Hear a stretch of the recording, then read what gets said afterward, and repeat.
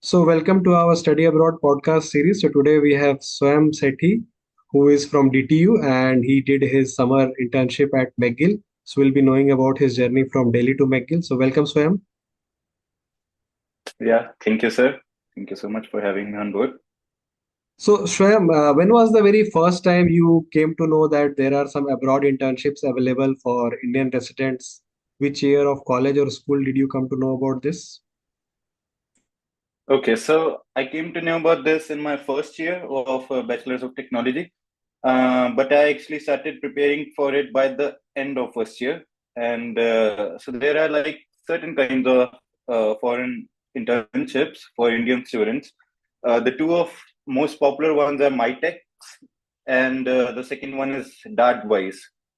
But these are open to students from third year of their college. But the internship which I did, it was in my second year of academic journey, and it was not through any like MyTex or Dartwise or any other global link sponsorship. It was a private research internship under a professor, which was doing some research at McGill University. So I basically approached him via cold emailings. Sure, sure. So, when you are applying to all these internships, how many internships or how many colleges or how many professors did you write to roughly? Oh, so I actually wrote to, I guess, around 20, 30 professors.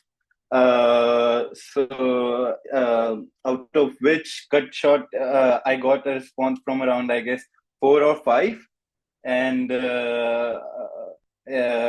basically, there were, at last, there were two professors. One was from University of South California, and one was from McGill. Uh, so the University of South California professor, he wasn't like actually paying me, and the McGill professor was ready to pay me. He was ready to sponsor me for my internship, so I actually opted for that. This sponsorship was like full sponsorship, like including your all the living expense, etc. No, it was actually like a sum of money. It was $4,000 and a flight ticket. Okay, okay. So around 5,000, $6,000 per something like that. And Yeah, Canadian you can dollar, you right? you can say. Canadian Yeah, dollar. Canadian. Yeah, Yeah, so 6,000 yeah, into Canadian. 6 Yeah, is like 3.5 lakhs roughly you got from them, and whatever was the top up you did by yourself. yeah, exactly. Sure, sure, sure. So once you got this sponsored internship offer, you would have gone through the visa process, the accommodation booking, and the flight.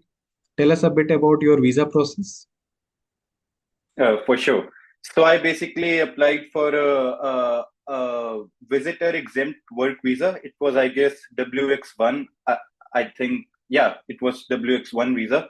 So due to the ongoing political, the political row which is happening between India and Canada, unfortunately, they aren't granting much visas to Indian students. And because of that, I mentioned the scholarship called MyTex. It was cancelled. It's cancelled for Indian students for this year, and also due to that, like I faced a backlash. Like I was rejected the visa first time, but then I applied it again, and God was fortunate enough that I got the visa. So the process is like to get a visa for Canada.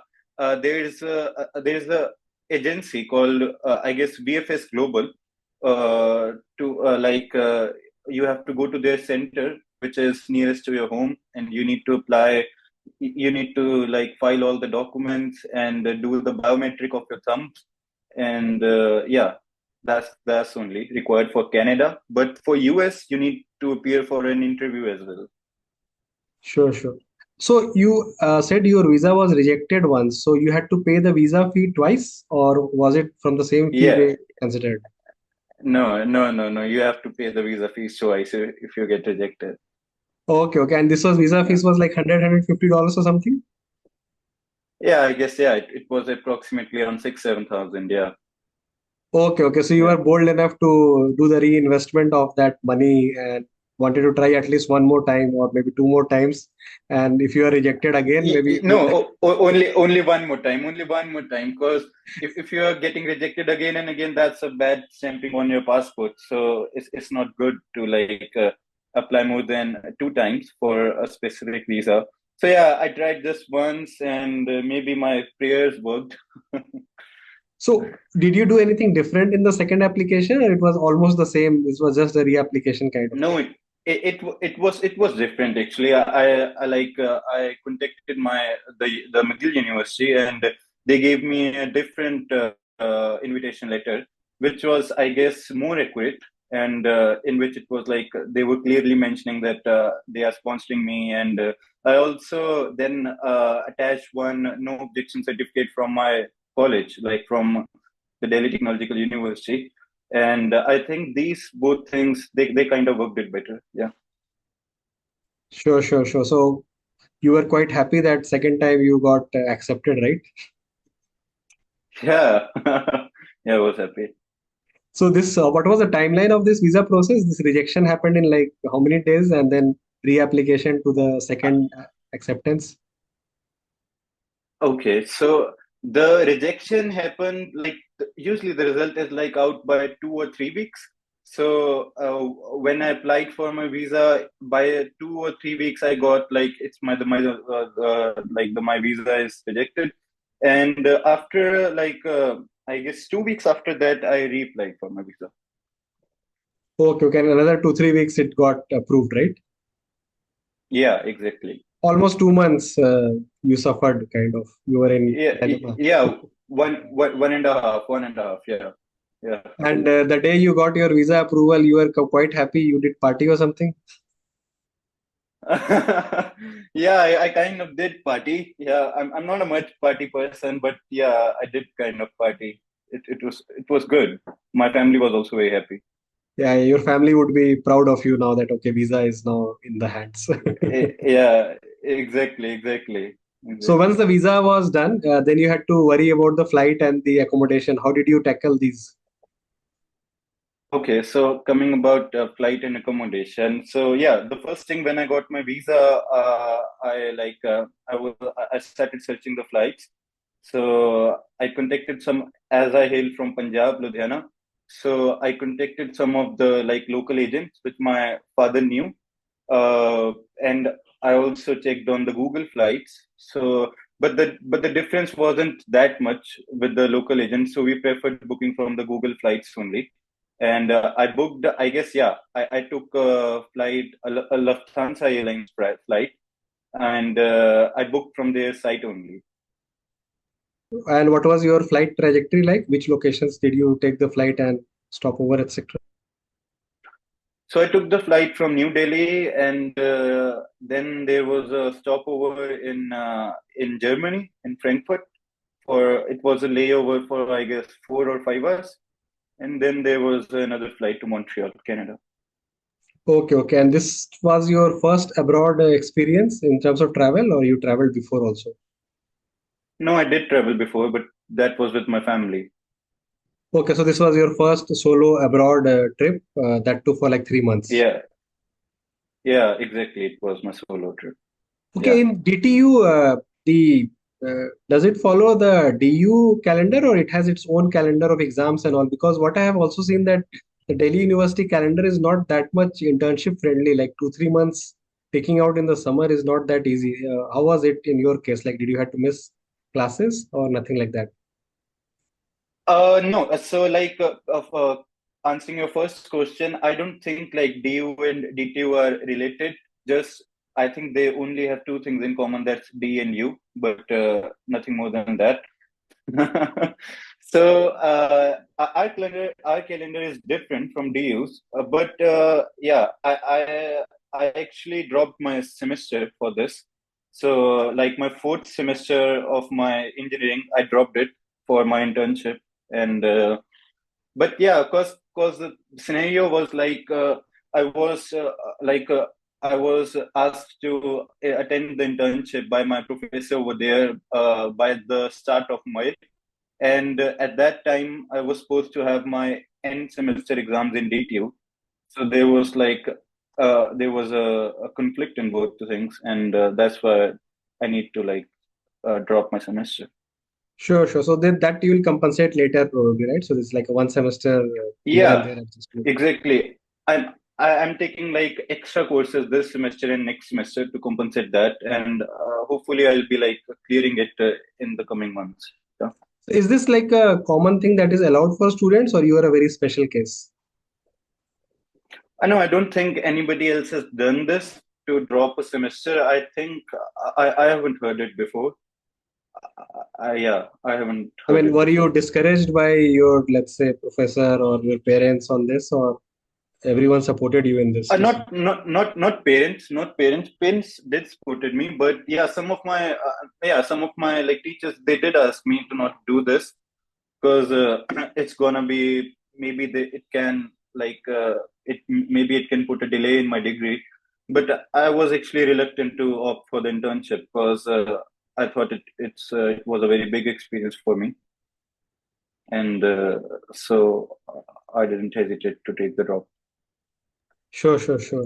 And once you landed in Montreal, how was your experience in terms of the cultural change and shock surprises, initial shock surprises when you landed there, spent few weeks initially?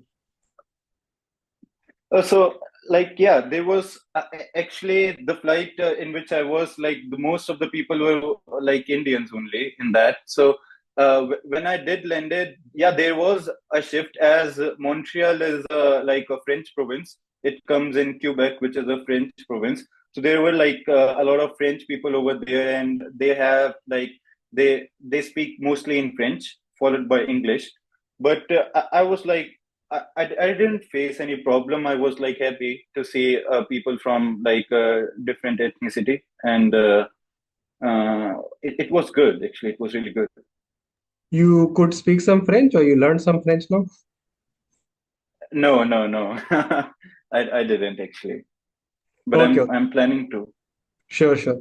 And how was your research like? Could you tell us a bit about your research that you did these 3 months? Yeah, yeah, sure. So I did a research on machine learning analysis of nuclear magnetic resonance spectroscopy data. So it was spectroscopy data collected from the blood samples of pregnant women, and I was like supposed to apply machine learning on that data to like put the data into a more clear form through which we can predict the outcomes.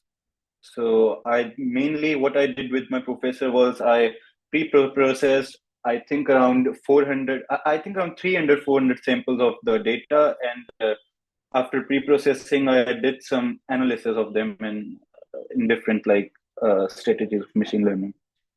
Sure, sure, sure. This was all computational thing, AI, ML kind of thing. Nothing like a real lab as such. It's more of a computational lab.